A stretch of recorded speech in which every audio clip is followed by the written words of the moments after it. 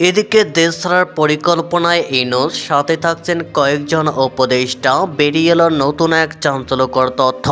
দর্শক, আমরা এখানে সরাসরি দেখতে পাচ্ছি গুফরে কঠোর নিরাপত্তার মধ্যে দেশ ছাড়তে দেখা যাচ্ছে ডক্টর ইউনূসকে। সেনাবাহিনীর করা নিরাপত্তার মধ্যে দিয়ে অবশ্যই দেশ ছাড়তে দেখা যাচ্ছে ডক্টর ইউনূসকে। রাতেই ডক্টর ইউনূসের ফটো থেকে দাবিত। এদিকে আওয়ামী লীগ ছাড়া নির্বাচনে দলের কেউ যেন ভোট কেন্দ্রে না যায় নিশ্চিত করতে শেখ হাসিনার করা নির্দেশনা।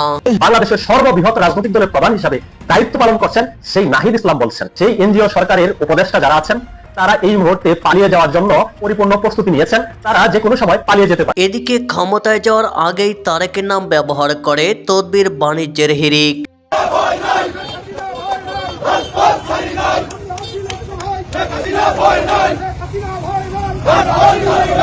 এদিকে দীর্ঘ নীরবতা ভেঙে শেখ হাসিনার ডাকে আবারও মাঠে নেমেছে আওয়ামী লীগের লক্ষ লক্ষ নেতাকর্মীরা।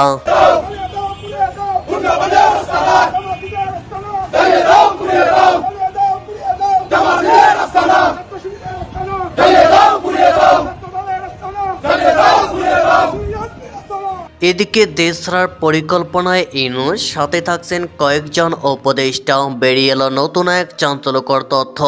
দেশের অর্থনৈতিক ও প্রশাসনিক কাঠামোকে ধ্বংসের মুখে ঠেলে দিয়ে এখন দেশ ছাড়ার প্রস্তুতি নিচ্ছেন অন্তর্বর্তী সরকারের প্রধান উপদেষ্টা ডক্টর মোহাম্মদ ইউনূস।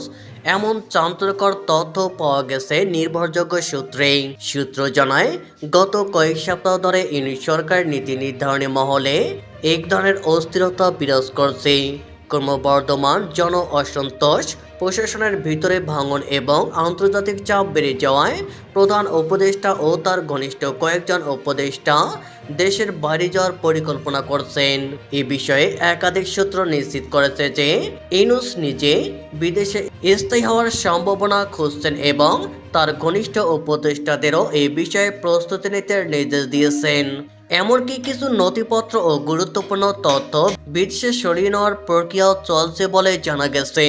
রাজনৈতিক বিশ্লেষকরা বলছেন, অবৈধভাবে ক্ষমতা দখল করে রাখা এই সরকারের পতন এখন সময়ের ব্যাপার মাত্র। দেশের অভ্যন্তরে এবং প্রবাসী বাংলাদেশিদের মধ্যে ইউনূস সরকারের বিরুদ্ধে ক্ষোভ ও প্রতিবাদের ঢেউ ক্রমেই তীব্র হচ্ছে। জনমনে এখন একটাই প্রশ্ন, যে সরকার জনগণের ভোটে নির্বাচিত নয়, যে সরকার দেশের সার্বভৌমত্বকে প্রশ্নবিদ্ধ করেছে, তারা কি পালিয়ে গিয়ে দায় এড়াতে পারবে?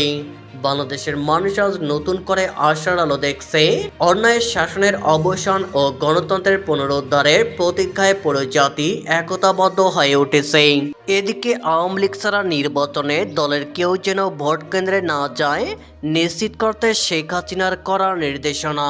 আওয়ামী লীগ ছাড়া কোনো নির্বাচনে আওয়ামী লীগের কেউ যেন ভোট কেন্দ্রে না যায় এটি নিশ্চিত করতে সাবেক ছাত্রলীগ নেতাদের নির্দেশনা দিয়েছেন আওয়ামী লীগের সভানেত্রী শেখ হাসিনা। তিনি বলেন, সংখ্যালঘুদের ওপর নির্যাতনের অভিযোগের মধ্যেও ভোট কেন্দ্রে না যাওয়ার বিষয়টি নিশ্চিত করতে হবে। রবিবার বাংলাদেশ ছাত্রলীগের অফিসিয়াল ফেসবুক পেজে প্রচারিত এক ভাষণে শেখ হাসিনা এসব কথা বলেন। শেখ হাসিনা বলেন, আওয়ামী লীগ সবসময় নির্বাচনে বিশ্বাস করে এবং কখনো নির্বাচন ছাড়া ক্ষমতায় আসেনি। তিনি বলেন, আওয়ামী লীগ 13টি নির্বাচনে অংশগ্রহণ করে 9টিতে জয়ী হয়ে ক্ষমতায় এসেছে। তিনি প্রশ্ন তোলেন, আওয়ামী লীগকে নিষিদ্ধ করার অধিকার কে দিয়েছে এবং বলেন, ইউনূস আসুক নির্বাচনে আমাদের হারাক। সাবেক ছাত্রলীগ নেতাদের উদ্দেশ্যে শেখ হাসিনা বলেন, কাউকে অনুসরণ না করে জনগণের শক্তি নিয়ে পথ চলতে হবে। তিনি রাজধানী থেকে ইউনিয়ন পর্যায়ে গণসংযোগ চালানোর নির্দেশ দেন। তিনি বলেন, কোথায় কি কি নির্যাতন করা হয়েছে, কলকারখানা থেকে কৃষি খামার, সব তথ্য সংগ্রহ করতে হবে। আওয়ামী লীগ কর্মীদের হত্যা, নির্যাতন, সাংগঠনিক প্রতিরোধের নির্দেশনা। ভাষণে শেখ হাসিনা বলেন, ইউনূস সরকারের শাসনামলে ছাত্রলীগের শতাধিক কর্মী নিহত হয়েছেন। তার ভাষায়, ফ্যাসিস্ট ইউনূস হাজার হাজার ছাত্রলীগ কর্মীকে বিনা অপরাধে জেলে রেখেছে, শতাধিক ছাত্রলীগ কর্মীকে হত্যা করেছে। ছাত্রলীগের কর্মীদের বাড়িতে না পেলে তার বাবা মা চাচাকে হত্যা করেছে। তিনি এসব ঘটনাকে চিন্তার বাইরে জঘন্য বলে উল্লেখ করেন। শেখ হাসিনা বলেন, ছাত্রলীগ নিষিদ্ধ করার সিদ্ধান্ত মানা হবে না। ছাত্রদের মাঝে বার্তা পৌঁছাতে হবে, মুক্তিযুদ্ধ ও স্বাধীনতার সংগ্রামের চেতনায় নতুন নেতৃত্ব গড়ে তুলতে হবে। তিনি বলেন, বাংলাদেশের স্বাধীনতা এসেছে ছাত্রলীগের হাত ধরে, বঙ্গবন্ধুর হাতে গড়া এই সংগঠন। আন্তর্জাতিকভাবে তথ্য তুলে ধরার আহ্বান। শেখ হাসিনা বলেন, ছাত্রলীগ কর্মীদের হত্যা ও নির্যাতনের তথ্য আন্তর্জাতিকভাবে তুলে ধরতে হবে। তিনি বলেন, বঙ্গবন্ধু মুক্তিযুদ্ধ ও মুক্তিযুদ্ধের স্থাপনা ধ্বংসে যারা জড়িত এবং মুক্তিযোদ্ধাদের অপমান করেছে তাদের তথ্য সংরক্ষণ করতে হবে, যাতে ভবিষ্যতে বিচার নিশ্চিত করা যায়। মামলা প্রত্যাহার ও কারাবন্দীদের মুক্তির দাবি। শেখ হাসিনা বলেন, ছাত্রলীগ কর্মীদের বিরুদ্ধে দায়ের করা সব মিথ্যে মামলা প্রত্যাহার করতে হবে এবং কারাগারে থাকা নেতা কর্মীদের মুক্ত করতে হবে। তিনি অভিযোগ করেন, দেশের বিভিন্ন কারাগারে বন্দীদের সবার জায়গা নেই এবং যশোর সহ বিভিন্ন কারাগার ধারণ ক্ষমতার বাইরে বন্দিতে ভরে গেছে। শিক্ষা সনদ কেড়ে নেওয়ার অভিযোগ। ভাষণে শেখ হাসিনা বলেন, অনেক ছাত্রলীগ কর্মী শিক্ষা সনদ কেড়ে নেওয়া হয়েছে। তিনি বলেন, যাদের সনদ নেওয়া হয়েছে তাদের তথ্য সংরক্ষণ করে শিক্ষার সুযোগ নিশ্চিত করার পরিকল্পনা করতে হবে। এই প্রসঙ্গে তিনি পাকিস্তান আমলের উদাহরণ টেনে বলেন, ডিগ্রি কাটতে পারে, বিদ্যা কাটতে পারে না। শেখ হাসিনা বলেন, বিএনপি আমলে হাওয়া ভবন থেকে তালিকা আসতো, এখন তালিকা আসে ইউনুস সেন্টার থেকে, জামায়াতের কাছ থেকে, কিন্তু সাধারণ মানুষ চাকরি পায় না। তিনি আরও বলেন, মাদ্রাসার শতভাগ পাশ হলেও স্কুলে পাশের হার কম, এর কারণ খুঁজে বের করতে হবে। এদিকে ক্ষমতায় যাওয়ার আগেই তারেকের নাম ব্যবহার করে তদবির বাণিজ্যের হিড়িক।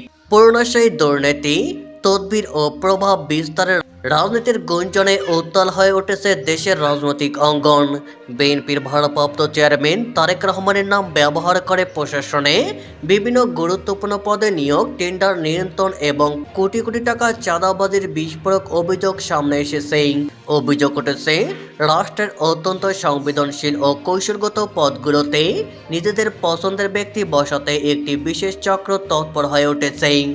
বিশেষ করে জাতীয় গৃহায়ণ কর্তৃপক্ষের চেয়ারম্যান, খাদ্য অধিদপ্তরের মহাপরিচালক ডিজি, বিমান বাংলাদেশ এয়ারলাইন্সের ব্যবস্থাপনা পরিচালক এমডি এবং জাতীয় রাজস্ব বোর্ডের চেয়ারম্যানের মতো গুরুত্বপূর্ণ পদগুলোকে ঘিরে চলছে প্রকাশ্য তদবির বাণিজ্য। অভিযোগ রয়েছে, এইসব পদে নিয়োগ ম্যানেজ করে দেওয়ার প্রতিশ্রুতি দিয়ে কোটি কোটি টাকার অবৈধ লেনদেন করা হচ্ছে। বিভিন্ন সূত্রের দাবি, এই বিশাল সিন্ডিকেটের পিছনে কলকাঠি নাড়ছে বগুড়া অঞ্চলের প্রভাবশালী কয়েকজন ব্যক্তি। তারেক রহমানের ঘনিষ্ঠ হিসাবে পরিচিত ব্যবসায়ী গিয়াসউদ্দিন আল মামুন এবং ভারপ্রাপ্ত চেয়ারম্যানের স্ত্রী পক্ষের কিছু নিকটাত্মীয়। তারেক রহমানের নাম ভাঙিয়ে তারা প্রশাসনের অভ্যন্তরে নিজস্ব বলয় তৈরির চেষ্টা চালাচ্ছে বলে জানা গেছে। রাজনৈতিক বিশ্লেষকরা বলছে, ক্ষমতায় যাওয়ার আগে যদি এই ধরনের অনিয়ম, দখলদারিত্বের খবর প্রকাশ্যে আসে তবে তা ভবিষ্যতে দলের ভাবমূর্তি ও রাষ্ট্র পরিচালনার সততাকে গুরুতর সংকটে ফেলবে। অতীতের দুর্নীতির ছায়া আবারও রাজনীতিকে গ্রাস করছে কিনা এমন আশঙ্কা এখন জনমনে প্রবল হয়ে উঠেছে।